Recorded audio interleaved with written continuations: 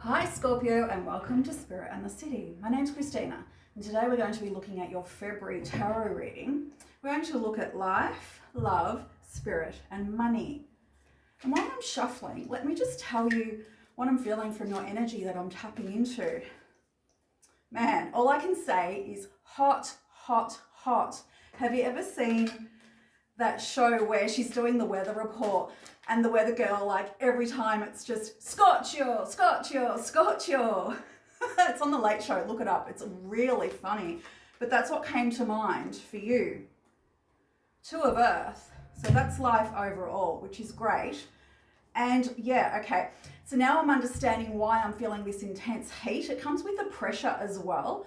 And that straight away is making me think of the way a diamond's created. It comes from being under intense pressure, like, you know, I don't know, I'm not a diamond expert, but you know what I mean. That intense pressure that creates the beautiful diamond, that's what's happening to you at the moment. Oh, wonderful. And I'm filming this on the Leo full moon. So I think that's very apt because full moons are very good times to release and purge and to express, especially in Leo, which is an excessively expressive sign. So guys, I guess the question is, are you ready to become a diamond? I hope most of you answer yes. Love. Messenger of air. Beautiful. It's always nice to get a messenger when it comes into the love section. Spirit. Now this is your spirituality, but also your creativity that I feel is coming through very strongly. Queen of Earth. Wow, awesome. And you can feel like I've got to slow down because your energy is so intense, like that pressure. You can see it in me, like I'm feeling what you're going through. And what I just heard for you was, let's find really comfortable, practical ways to express your creativity. Money, King of Earth. Oh, hey, you guys are going to love this when I get to the explanation. So we've got the 4 quadrants with the good tarot, and now we're going to delve a little deeper with our Smith-Waite deck. Life overall, 2 of Earth. It's about balancing, and in the 3D world, it's about balancing finances, work-life harmony, all that sort of stuff. But on a higher level that we're expressing today, it's about self-worth. So the 2 of Earth is you. Let me show you. See how she's holding one up like this? That's where I want you to put yourself and your esteem up there on a pedestal. Put yourself on a pedestal, nobody else, just yourself. That's a really nice way, not just for this month, but for your whole life going forward, to consider yourself up there on that pedestal. And whatever that means for you. Some people are a lot shyer than others. You don't want to be in the spotlight or up on the stage. Hi Izzy, that comment was for you. One of my favourite Scorpios. But others, as I was getting to, are quite shy and a bit more reclusive. A bit more Page of Pentacles, where they're happier to be in the background. So this energy is for everybody, whether you're front and centre or you're in the background. Whether you're the star of the show or a stagehand, it doesn't matter. You're still experiencing that intense pressure that's really turning you into something bright and asking you to value yourself. And see here too, remember I talked about putting yourself up there? That's the same sort of energy. Brilliant. Okay, we don't need any more cards for that because that's really strong with I'm offering myself, my esteem up really highly. So that not only do I value myself, but I allow others to value me too. Let's look at spirit. Spirit, like I said, is your actual spirituality. Let's take these that have all dropped out. It's also your creativity, the spark, the things that really fire you up. Wow, quite a combination here. So we've got the 3 of Swords. I'm just going to show you that quickly because you can see that it doesn't look that great, right? You've got a bit of heartache, things that are sitting hard on your heart. And that's what I was talking about at the very beginning about the purging. Like, to become that true expression of self-worth and self-esteem and up on your own pedestal, we want to purge any last heartache that's still residing in our body. We want to get it out, because it's well worth doing that. With the Seven of Rods, it's like you want to be up there feeling fantastic and valuing yourself, but you still in a way feel the need to defend yourself. So he was standing there with his rod, defending that value, that high self-esteem. It's a calling to, well, who do you think you are to be that high up and to be so fabulous and to be the star of the show? And it's people that want to bring you down and put you down that will say something like, well, who do you think you are? And that's too much. And this is you knowing that you no longer have to defend yourself from those people. Just ignore them, basically. Forget it. Like, they're so last decade, right? So last decade, because what you've got coming into this decade is amazing. It's the Seven of Cups and the Six of Wands.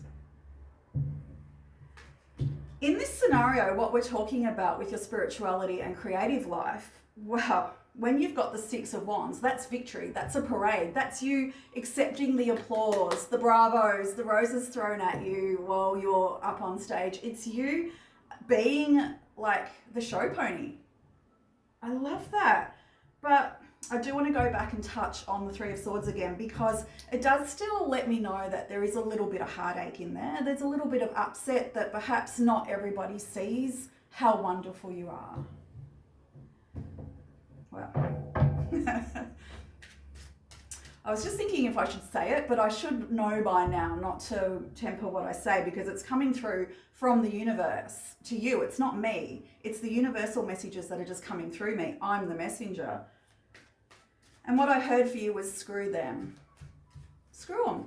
If they can't see your worth, that's not your problem, it's theirs. Now, let's segue straight into love here when it comes to that. Messenger of air. Nice, nice, guys. Wheel of Fortune. That's wonderful. When it comes to love, it's not just romantic love. It's all relationships. It's family, friends, everybody. But with Messenger of Air and Wheel of Fortune, that's also letting me know that perhaps there is an element of a fated romantic connection. Okay. This is one of the reasons I absolutely love and adore tarot, because it 9 times out of 10 will confirm what we're already talking about. I'm talking about messengers and like it being a romantic love. And then we get the Page of Cups, which, ta-da, another messenger, and the one of emotions and love. And like, this is somebody writing poetry for you. This is somebody expressing themselves. Perhaps they're getting caught up in the Leo full moon, right? And they're expressing themselves. They're telling you how much they adore you. They're telling you they love you. And they might not use those words, I love you, especially if it's a new connection. If it's fated, you've just met and it's new. Like, they're not going to hold back. I was going to say, there you go, Freudian slip. Instead of saying, I love you, what they'll do is express it in a myriad of other ways. They'll write you a little poem. They'll play you their favorite love song. Something like that. Like, they think they're being subtle, but they're not, because you'll pick up on it straight away. Instantly, you'll know that they actually care. They fancy you. They like you. They want to get to know you better. And they're kind of like, they're feeling shy. You know, we're talking about the shy ones at the front that are the stagehands, not the star of the show.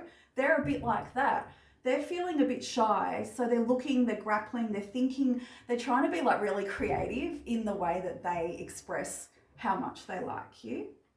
And this is really nice. The Three of Wands is your ships coming in. So Scorpios, oh, it's beautiful. It's great for your love life. I can't stop, as you can see, I can't stop smiling at that, because that's like super sweet. Super sweet. Jumpers, hold on, excuse me a minute, I'll go and get it, it's on the floor. Okay, here we go. When it comes to money, very different energy to love. We've got the Nine of Swords and the Tower.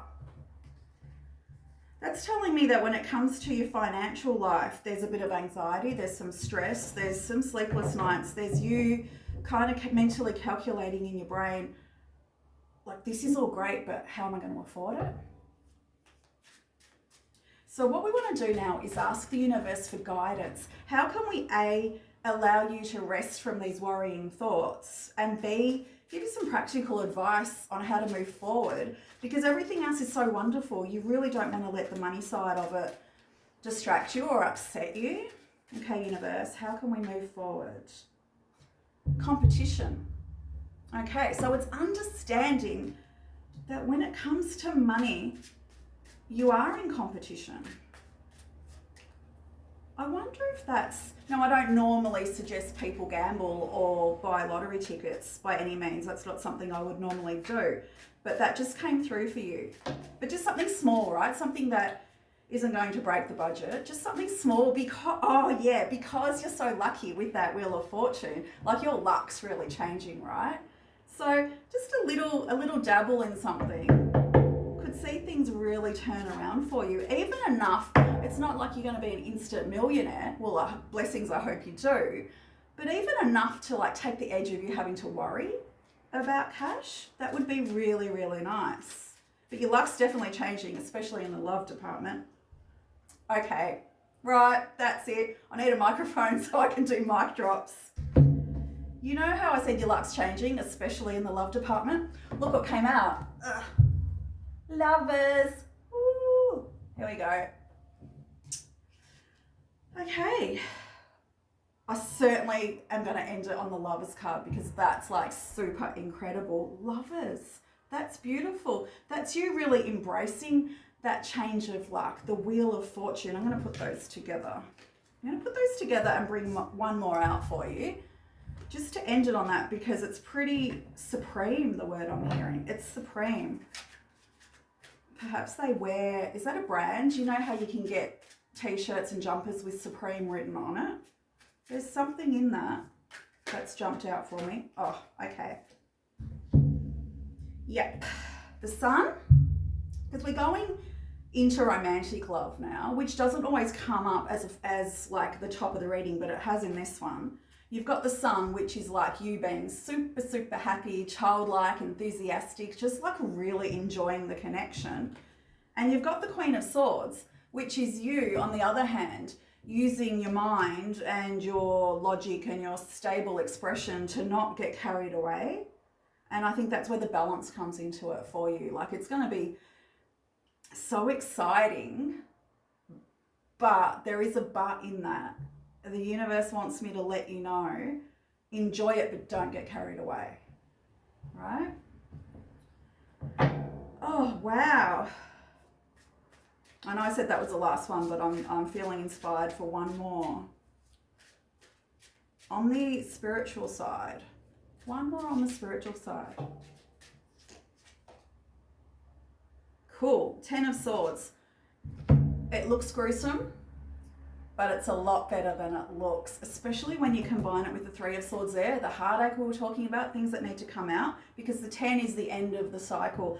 And you can see here, he's got his face looking towards the dawn. It's the dawning of a new day. It's the brightness that comes in after heartache and sadness and upset and tears, and it's happy days. I love it. There's a lot of major arcanas on the table as well, which means it's really big, life-changing things for you. So guys, really embrace it. Excuse me, like grab it, grab the bull by the horns and go for it. And remember, put yourself up on that pedestal because you're amazing. Love you, Scorpio. Bye.